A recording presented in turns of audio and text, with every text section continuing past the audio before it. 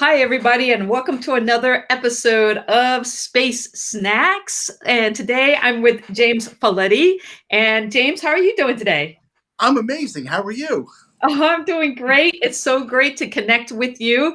For those of you guys who are watching, this is my first time meeting James. We talked a little bit before the broadcast went live, but James was somebody who was recommended for the show. And I love that because it's fun talking to somebody that I've never met before about their love of space. So, James, can you tell us a little bit about yourself and your background?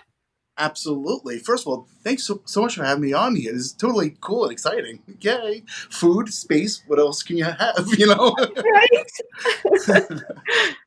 But yeah, no, we chatted a little bit early before, but, my life has just gone all over the place, kind of orbiting around the earth until, I figured out where exactly I want to be. There's the old saying that Mama always said, this, that, the other thing. Well, my mom always said, you're going to be a teacher. Well, my mama was right. So there you go. But yeah, no, but I've been an educator now for over 10 years now. And I've been teaching at private schools, Catholic schools to be more specific. I was a middle school science teacher for many years until about 3 years ago. I became the STEM educator, coordinator, and tech integrator for Corpus Christi School in Hasbrook Heights, New Jersey. Wow. Okay. I want to get more into that, but I want to go and start off with why space? Have you always been into space or have you been into other things? It's funny. No, I haven't. I mean, space has always intrigued me, and I always say there, there are two things that really intrigue students, and you really get that curiosity going. And you think about it: dinosaurs and space. And it's really two things that we can't really touch and feel, unless of course you get a time machine and go back in time and say, "Hey, T-Rex, how you doing?" um, but space, though, it's really special because while it's far away, it's still around us, and it's something that we can attain for, and we can strive for, and some of us, and probably soon sooner rather than later, will be able to actually go there. Yeah. So and he's exploring more, and it's exciting. I love it. Yay! Oh, that's so cool. So what was your previous career or what were you doing before you discovered space? Well, that's a loaded question. What was your background in? What were you working in? Well, I have multiple degrees. My first degree was communication and journalism, and theater, Oh, with a minor wow. in theater as well. And then I went and got my second degree in in English literature. Uh, Wait, okay, let's just stop right there. So, did you want to work in the theater arts? Did you want to write about it? What was it? Because those are very much, communication, um, Mhm. but also the arts. And what did you want to do with that? So when I was younger, I mean, I always wanted to be on the stage. I loved theater. I loved performing, and it was funny because later on in my life, when I was starting work on my EDD, my doctorate, which is still in the works, but working on my dissertation, it is actually incorporating theatrical arts into middle school science and STEM I love it. education. Yes. So yeah, I mean, it's really come full circle in a way, but yeah, that was my goal. I had headshots and everything, and I did some local theaters here and there, and wrote a couple shows. Nothing really major, but I had a lot of fun doing it. But then the reality came in, and again, going back to what Mama always said, you need to make it, make some money. So Mama's so smart. yeah, I seriously see, but but the funny thing is, I've taken a lot of different avenues and paths to get me to this point, and in a way, I had to find myself. I had to find out where I actually fit in, and yeah, again, I could have listened to what everybody else told me and saved myself a lot of money in student loans, but at the same time, though, I graduated from college. I moved into Manhattan with my best friend, who she was actually going to grad school at Columbia University, and she's like, "Why don't you move in with me?" I said, Okay, so I took my savings, moved into Manhattan without a job. Had no idea what to do. I wound up taking a job briefly, standing in the corner of of 42nd Street and 8th Avenue during the day, not at night, and handing out coupons from McDonald's. And I got in trouble actually because I was giving them out to the homeless, and they were like, "You can't do that; they're not customers." I'm like, "Come on!" So I sold a whole stack of them, and I gave them out to all the a little Robin Hood moment. But Oh, then, wow. yeah, but then shortly after that, I actually wound up working at Macy's Herald Square and Mhm. got a job as a fashion consultant with Donald Trump's line. So Wow, so you actually wait, so fashion, with our current president, but yeah, before he became president, you helped with his fashion layout. Did I you did. actually get to dress Donald Trump? I know. No, I never got to dress him. No. Well, I meant, like, pick out the outfit that he would wear, not physically dress him, Yeah. but, like, Well, be what I like, would do is I would actually during the Apprentice, I would actually help out and give ideas on what ties are more popular these days, what suits, what's cuts, and so and we would meet over in Trump Tower or Mark Craft Apparel, and they would say, James, tell me about my suits. What's great? And actually, I'm not going to lie, you know. At the time, Donald Trump, the businessman that we all knew and loved at the time, it "I was watched The Apprentice." yeah, exactly. So it was really great, and let me tell you, it was a life changer, But at the same time, I realized it wasn't me. There was something that was missing, and while I was making good money and I was traveling up and down the Eastern Seaboard and teaching other people about the suits and how to sell them, the specs, and if you realize, it actually made me realize actually the word teaching came up again and and I realized that every job I did, whether it was working with Donald Trump and Macy's, or working at a bookstore as a marketing director, um, it was always about teaching. And so finally, I said, you know what? Mama was always right. And so So, yeah, so I went back to school, got my first master's, and second master's, third master's, and working on the doctorate now. wow, I'm just kind of blown away, but, thinking about we have some crossover. I did theater in high school and in undergrad, even though, I was getting a science degree. Mhm. So I've always loved the theater and acting and all of that stuff, and I kinda had dreams of being an actress, I think we but all did secretly. yes. So my first job out of college, undergrad, I was a video editor for the 5, 6, and 11 o'clock news in Oh upstate New wow. York. And so I spent a couple of years as a video editor. And it's funny because talking about teaching and coming full circle is those skills that I learned back then have been instrumental in my life as a teacher. And so when you're talking about bringing back your love of storytelling, theater, and Mhm. combining that into your teaching and your what you're doing with your students and your science, I can totally relate to that, and I try to tell people that all of those things that you love you can bring back in. Absolutely. Yeah, the great thing about STEM education or STEAM education is the fact that you get those moments with the kids, and I'm gonna tell you, I've done it myself. When we say, when am I ever going to use that? When am I going to have it? But you know what? With STEAM education, what we do is the fact that we take ideas from all subjects, all experiences, everything, life experience, and bring it all together, and we say that's when you can use it. Yes. And that's what's fun is that, and it's that aha moment. You're like, aha, Oh, I totally agree. And so I've got to ask you then, if when it comes to exploring, do you if you could go anywhere, do you want to go to the moon, Mars, the International Space Station, stay here on Earth and trump around? What do you want to do? All right. Well, to be honest with you, okay, I would choose all of them. But if I had to choose, if I had to choose one, you know, it's gonna sound cliche, but I would explore Earth.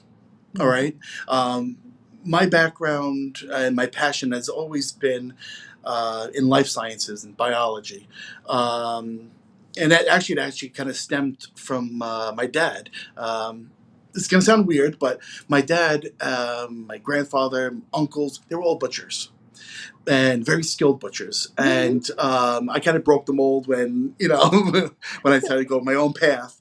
But but I do remember, standing in the garage when the hunters would come and bring some the deer, the bear, the boar, the whatever it is, to my dad's house, my parents' house, and it would be November, December. It would be freezing outside, but my dad would show me all the organs that coming from the animals. And it's sorry, PETA and everybody out there, but again, it was a learning experience. Now, myself, I've never gone hunting. It's not me, um, but it all stemmed from that, and I took my passion and my curiosity, and I used that towards education. And when it came to life sciences and biology, I always scored the highest scores in anatomy and physiology, and for these reasons, and that's what I do it, and I bring it right back to my students. But when it comes to, again, life sciences and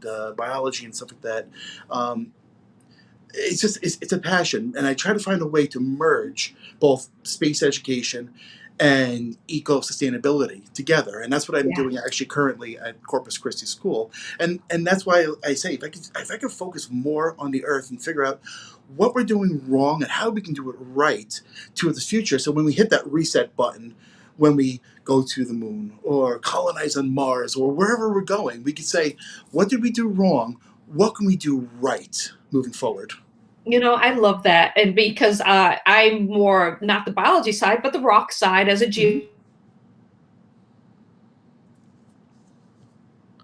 like that. But the my whole thing has been, solving for space helps us solve for Earth, and solving for Earth helps us solve for space. But it's this cycle. But space exploration, especially for humans, is all about being efficient in food, water, energy, Mhm. shelter. All of those things that we need to survive in space are the things that we need to thrive here on Earth. Absolutely, absolutely, and that old saying that you have to know the past to understand the future, and it just again for full circle. Well, talking about your history and the being, coming from a family of butchers for meat. uh, Yes. Right. I had to preface when I heard that come out of my mouth. I'm like, butching, butcher, as in a meat.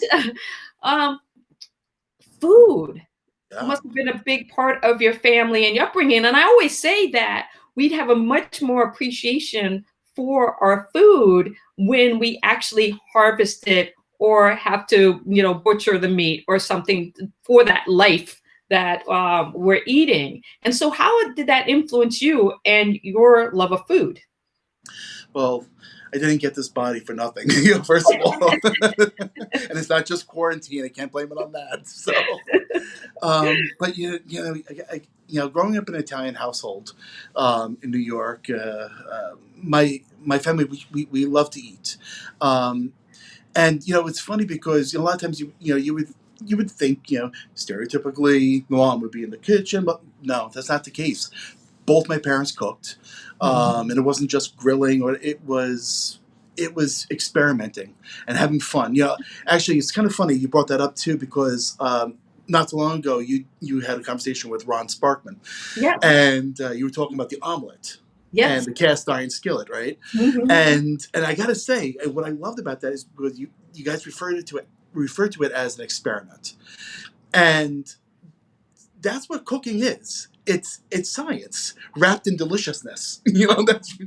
Right. That's really what it is. And it's funny because, like, you know my dad, my mom, both of them, they would make something, and they say, "What's the recipe?" I'm like, there is no recipe. We kind of figured it out and figured out what would work, and we said, oh, that's great, because let me tell you, that has been ingrained in my mind. My sisters joke around, and even my best friend as well, and they say, you'll never starve, no matter where you go, because you'll figure something out. It's a and good and skill to have. and it's true. I mean, My dad, it's funny. We still joke around about this. He would make something called a yumbo, and we're like, "What is a yumbo?" And he goes, "Well, it's yummy and it's big and it's so, but it was really just taking a couple little things and putting it together, and we liked it. And he goes, "Great, the flavors worked and it was wonderful." So yeah, but it's funny, when I get into my kitchen, you know, just last night, I was like, "Oh, I forgot to make dinner. What am I gonna make? Let's see what I have." And I was like, "Okay, I got pork chops. So I have this. Oh, this will work together." And we just made it work. And it's science, and it's curiosity and it's exploration. I Um, love that. I feel the yeah. same way. So do you ever use a recipe, or are you always going off the cuff? Well, if it's a recipe that I've never done before, I'll try it first. Mhm. Say, okay, traditionalist, what is it? And then I'll say, okay, how can I make it my own? Yes. Um, yeah, how can I make it? Even back when I was in middle school and high school, then we would have our annual St. Patrick's Day corn, cornbread contests, and I won every year because I would try something new and different. So Wow.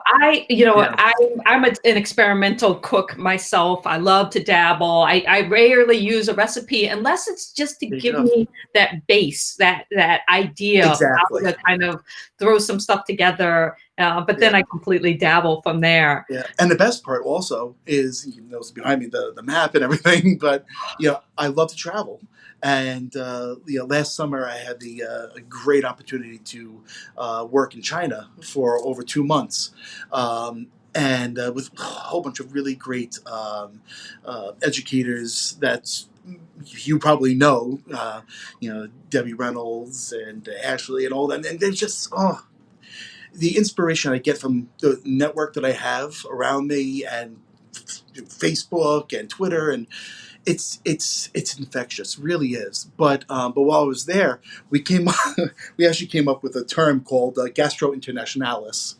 and it's the fact that wherever you go, eat. You be like Pac-Man, just eat your way through and try Oh, different things. And A lot of my friends know, and even my students know, because I would share the moments with them as well while I was in China, and I would take pictures and videos of me eating scorpion or brains or duck tongue or whatever it is, and I just don't travel like an American, just travel as a global citizen. I love that. And have you ever watched Bizarre Foods? Mm-hmm. Absolutely, Andrew Zimmerman. I I'm not as experimental. I definitely have some texture issues and stuff. And I went to China.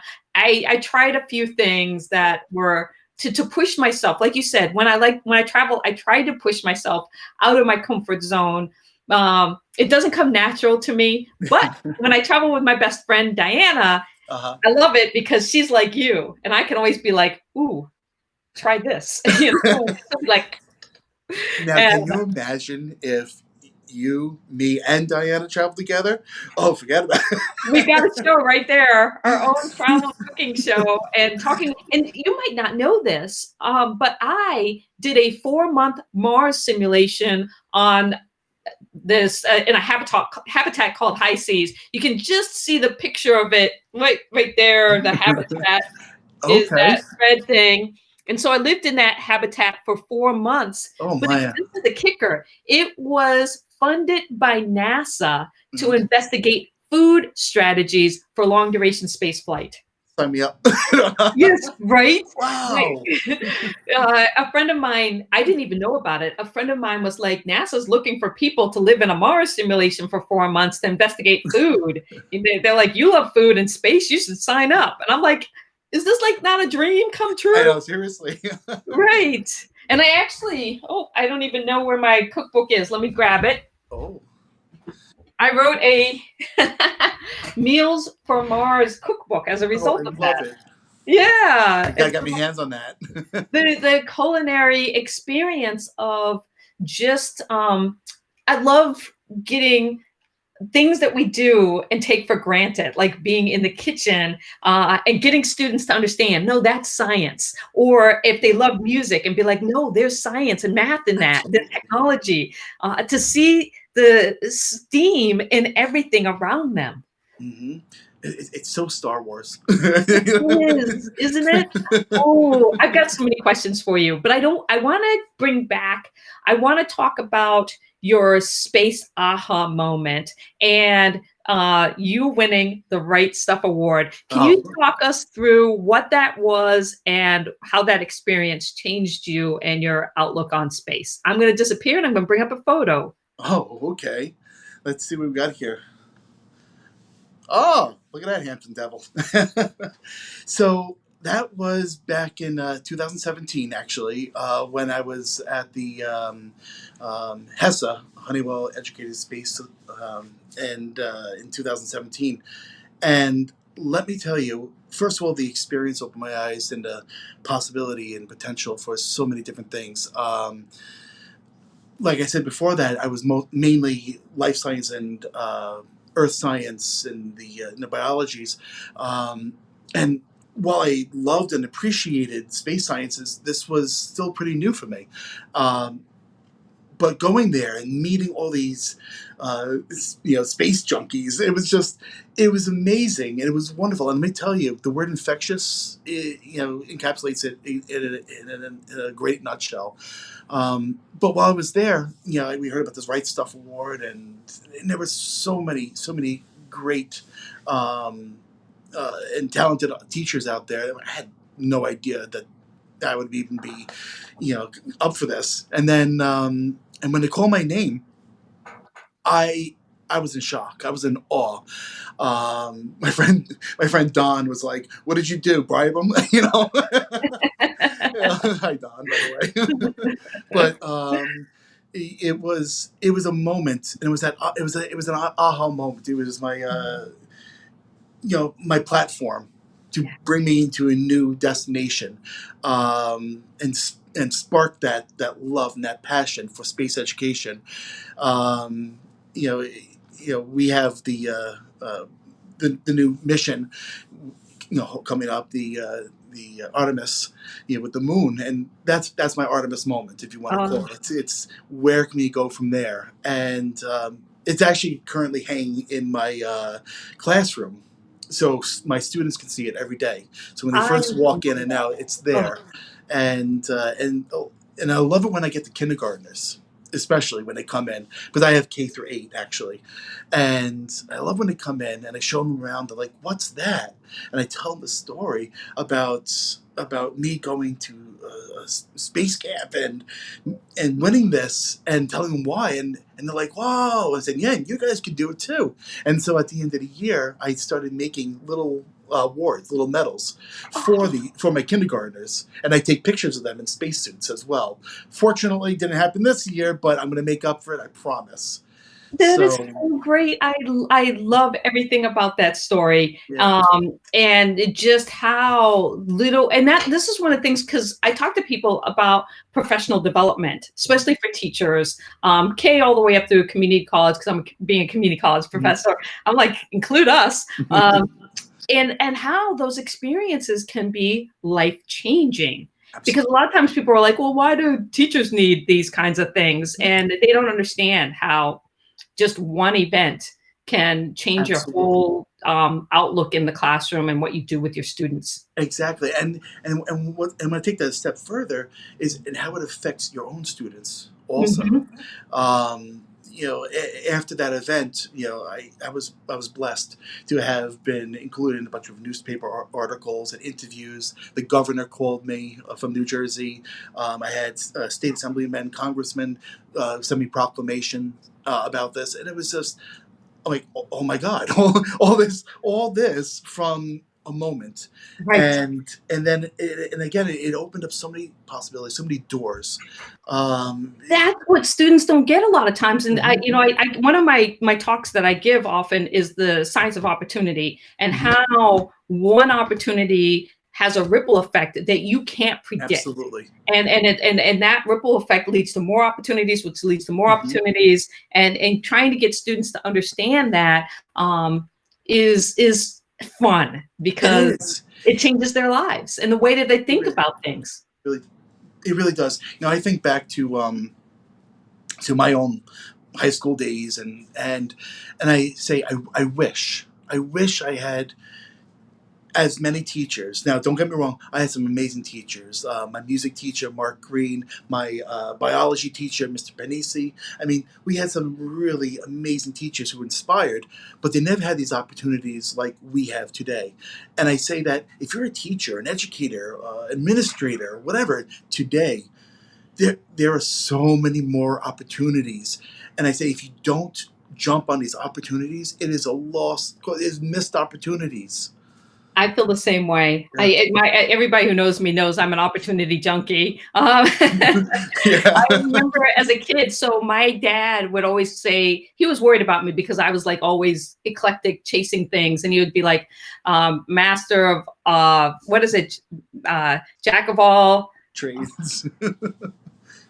master of nothing." Jack of all trades, master of nothing is what my dad used to say to me. Yeah. And it kind of stuck with me for a while as a label. And then I realized as I got older, I'm like, no, I'm a jack of all opportunities, master of life experiences. Oh, I love that. Can I Yeah. steal it? I'm like, that's me. That's what I am, a jack Yeah. of all opportunities and a master of life experiences, and trying to get students to see themselves in that light. Oh, absolutely. Okay, so if you could eat one thing, whether it be on the moon, on Earth, somewhere, what would it be? Do you have one dish that you're just like, this is it? Like, Well, again, um, listen. Growing up in New York, I am a pizza junkie. oh, Yeah, pizza. yeah. I'm a pizza, and I'm sorry. Pineapple pizza, I've eaten it. I appreciate it, but it's, What do you have? So I didn't grow up in New York City, but I graduated high school from upstate New York. And whenever I go, New York City is one of my favorite places in the world to visit. And cannot go to New York City without having a slice of pizza. Oh, it's sacrilegious if you don't. Is it right? Oh, just and so what do you like on your pizza? um, Straight up cheese is always great. You can't go wrong with that. All right, if you get a nice crispy crust, a little bit of gooiness, makes me happy. Hopefully there's not so much oil on it that shows the Mhm. quality. But if you were to give me a sausage and pepper pizza, I'm my best friend for life. That sounds delicious. I might have to have pizza later today. I When I think so. travel around the world, I make it a point to try and have pizza Mhm. because pizza's everywhere. I do the same But thing. it Yeah, always has its own little twist depending on yeah. what part of the world you're in. And Hmm. so that's really fun. Have Yeah, you been to actually, Italy yet? I actually do. I do the same that exact thing. Mhm. And sorry, China. Yeah, but your pizzas. When I saw the bonito flakes moving around like this, I'm like, why is my pizza moving? I was like, oh no. Oh, They put that's corn on hilarious. everything. I noticed, but hey, but yeah, but I love tasting pizza for anywhere I go. But I actually do one other thing also, McDonald's. And Oh, yeah. I've been doing my own little experiments for Okay, I years gotta now. tell you, McDonald. Have you been to two places? One, have you been to Italy yet? Absolutely. Yeah, I could meet my way across that country every single time I go there. Oh, absolutely. In fact, I wasn't Italy, but we were just in Spain over Christmas. oh. And let me tell you, we ate our way through Spain. I don't think there's any more jamon left in Spain right now. But I don't know if you've heard of this hike, but I hiked the Camino de Santiago, which is a oh, did you? 500-mile hike across Yeah. northern Spain. Yeah, I did that in 2012, eating my way from town to town. Um, but last year, I got the chance to go to India. Have you been to India? I have not been to India yet. You are going to love it.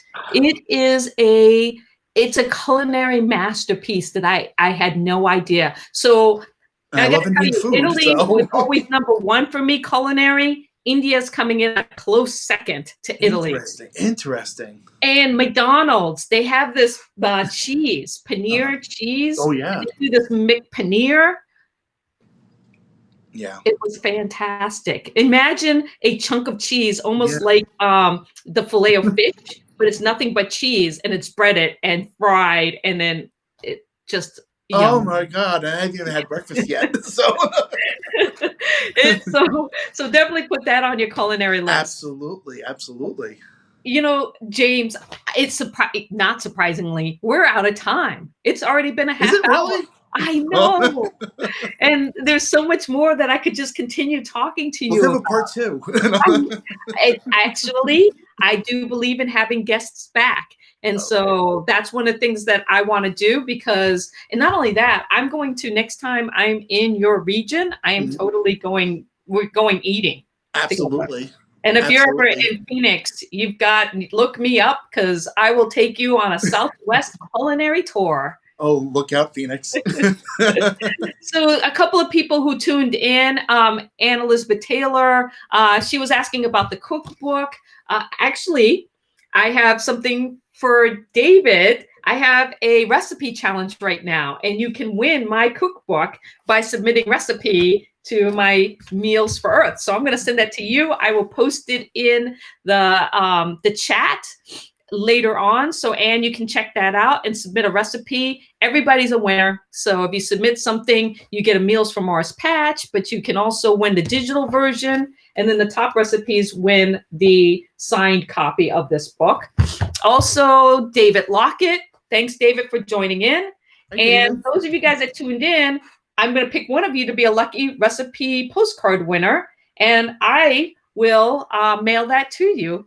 And that's it. So, James, can you tell us how to, I guess follow you on social media and just kind of track what you're doing?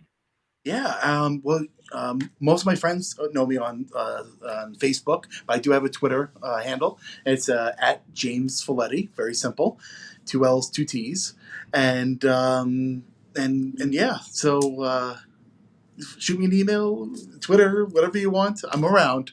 Yeah, and so this has been fantastic. Again, thanks to everybody who tuned in and watched this episode. And if you left a comment, again, I'll let you know if you won the postcard. James, I cannot wait to have you back on. I feel like we're kindred spirits, and we definitely need to go on a culinary tour somehow. I love it. I can't wait. All right, thanks everybody. Bye. Thank you again.